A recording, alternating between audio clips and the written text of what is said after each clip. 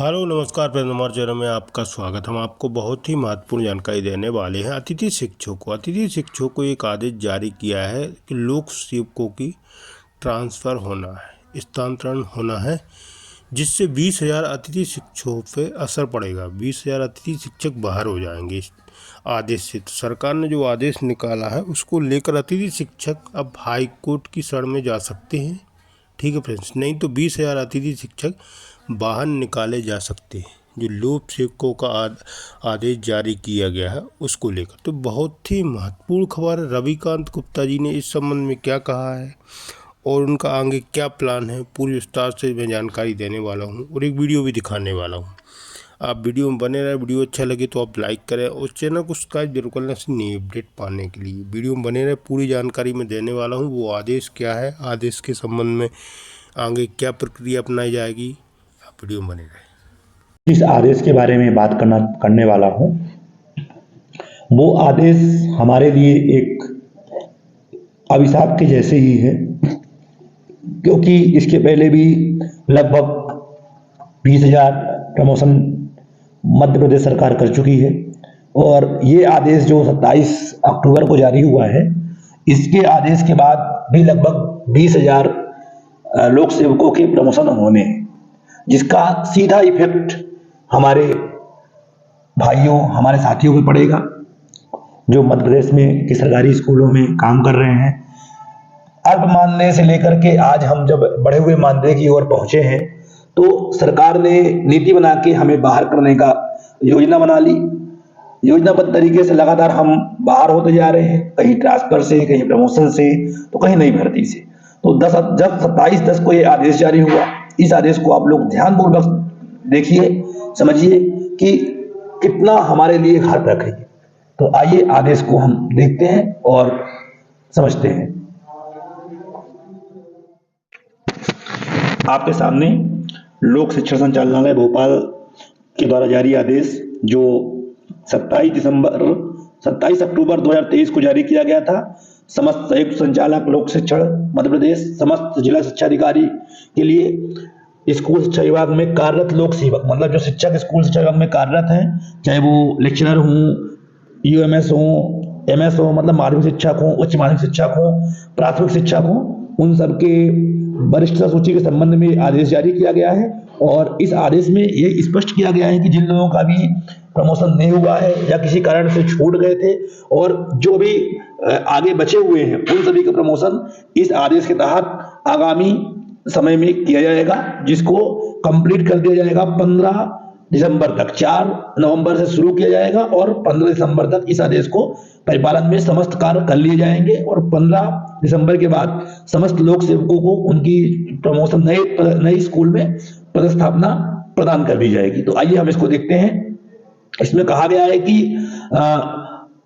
विषय अंतर्गत लेख है कि प्रदेश में विभाग अंतर्गत विभिन्न संवर्गों के लोक सेवकों के उच्च पद प्रभार की कार्रवाई आदर्श आचार संहिता प्रभावी होने से पूर्व की गई थी। सही है कि जो हमारे स्कूलों में टीचर्स हैं, चाहे वो लेक्चरर हों या यूडीटी हों या शिक्षक हों, चाहे उच्च माध्यमिक शिक्षक हों, माध्यमिक शिक्षक हों, प्राथमिक शिक्षक हों, इन सबके उच्च पद प्रभार देने की जो प्रक्रिया थी वो जुलाई से चालू हो गई थी। तब लोक आदर्श आचार संहिता लागू नहीं हुई थी, उस पर से चालू कर दी गई थी। उक्त प्रक्रिया में संज्ञान में आया है कि विभिन्न संवर्गों की वरिष्ठ सूची की त्रुटि के कारण कतिपय लोक सेवकों के नाम उच्च पद प्रभार से छूट गए थे। तो ये लापरवाही हुई थी या जो भी समझिए, इसमें बहुत सारे लोगों के नाम छूट गए थे या जो अधिक वरिष्ठता सूची में पहले थे, उनका प्रमोशन नहीं हुआ, उन्हें प्रभार नहीं मिला और उनके जो कनिष्ठ थे, मतलब जो उनके नीचे थे, उनको उच्च पद प्रभार दे गया था। इस कारण से न्यायालयीन प्रकरण उद्भूत हो रहे हैं और बहुत सारे लोग न्यायालय में चले गए कि भाई हमको नहीं मिला, हम इनसे वरिष्ठ हैं, जो हमसे कम वरिष्ठ हैं उनको दे दिया गया है। न्यायालयीन प्रकरणों के निराकरण की दृष्टि से समस्त लोक संवर्गों की वरिष्ठ सूची में संशोधन की कार्रवाई है तो समय सारणी दी गई थी। आप लोग देख पा रहे हैं, आपके सामने है कि जो समय सारणी दिख रही है, इस समय सारणी के अनुसार इन्हें सभी लोगों को का काम करना है। जैसे पहले है जिला शिक्षा अधिकारी द्वारा ग्रेडेशन के में अंकित लोक सेवकों के समक्ष अंकित रिक्त कॉलम त्रुटिपूर्ण जानकारी की सुधार की प्रविष्टि, जो भी इनमें रिक्त पद में कॉलम में सुधार, मतलब कहीं किसी ने कुछ और जगह पे मांगे थे वो कहीं और गया, ग्रेडेशन में छूटे हुए लोग सेवकों के नाम, जो नाम छूट गए थे उनके नाम जोड़ना, अंतिम ग्रेडेशन लिस्ट जारी करना कि जो अंतिम में होगा, मतलब अंतिम बार जो फाइनल लिस्ट जारी करना है इन्हें, ग्रेडेशन लिस्ट के आधार पर दावे आपत्ति हो तो आवेदन प्राप्त करना। अब मान लो किसी को प्रॉब्लम हो रही है तो इसमें अपना आपत्ति करेगा और उसका निराकरण करना है। और 15 दिसंबर को अंतिम लिस्ट जारी कर देना है जिसमें कोई भी फिर आवेदन या दावा आपत्ति नहीं हो पाए। इस प्रकार का ये आदेश जारी किया गया था। नंबर 2 में कहा गया अंतिम ग्रेडेशन लिस्ट के प्रकाशन उपरांत प्रथमतः मेरिट क्रम में छूटे हुए लोक सेवकों की उच्च पद प्रभार हेतु काउंसलिंग की कार्यवाही आचार संहिता में निष्प्रभावी होने के पश्चात की जाएगी।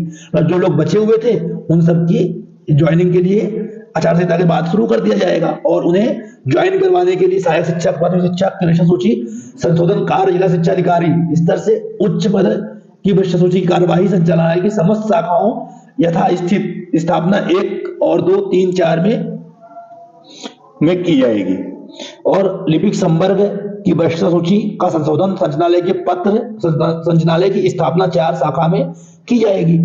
यह आयुक्त लोक शिक्षण द्वारा अनुमोदित है और के द्विवेदी जी के द्वारा जो संचालक है हमारे वर्तमान में, उनके द्वारा इस आदेश को जारी किया गया था 27 अक्टूबर 2023 को। तो आप लोग समझ गए होंगे कि ये जो सूची है हमारे लिए कितनी खतरनाक है और आने वाले 15 दिसंबर को जब ये सूची कंप्लीट हो जाएगी तो इसके बाद हमारे पदों का क्या होगा, हमें किस प्रकार से अपने पद को सुरक्षित करना है, तो उसके लिए एक ही रास्ता बचता है, वो है कोर्ट, और इसके अलावा कोई दूसरा रास्ता नहीं है। साथियों, आप लोगों ने आदेश को देखा कि आदेश में किस प्रकार से सरकार ने हमारे खिलाफ में षड्यंत्र रचा है कि 15 दिसंबर के बाद लगभग 20,000 अतिथि शिक्षकों की जगह पर प्रमोशन से शिक्षक पहुंच जाएंगे। इसके बाद हमारा क्या होगा, क्या करेगी सरकार हमारा, उसका अभी तक कुछ भी निर्णय किसी भी सरकार ने नहीं लिया। सरकार किसकी बनती है ये भी हम नहीं जानते। और अगर ये आदेश जारी होता है और अनुबंध का आदेश जारी नहीं हुआ, 15 दिसंबर को अगर 20,000 लोक सेवकों के जिस प्रकार का इसमें कहा गया है लोक सेवकों के प्रमोशन किए जाते हैं, तो इसका सीधा असर हमारे पदों पर होगा। चलो किसी प्रकार से इस साल का हम अपना पद बचा लेंगे, पर इसके बाद क्या। अतः मैं आप सबसे अनुरोध करता हूं, हाथ जोड़कर आग्रह करता हूं कि सभी लोग अपना अपना पद बचाने के लिए इस मुहिम में जुड़े और हाई कोर्ट से शुरू करते हुए सुप्रीम कोर्ट तक अपनी लड़ाई को लड़ें और अपने पदों को बचाएं, अपना भविष्य सुरक्षित करें। इससे ज्यादा मैं कुछ नहीं कहूंगा। बाकी आप खुद समझदार हैं, आप शिक्षक हैं, आपको मेरे पीछे नंबर दिख रहा है। आपको अगर कोई भी जानकारी लेनी है अन्य, तो उस नंबर पे मैसेज कर सकते हैं, आपको उसमें पूरे जवाब मिल जाएंगे। और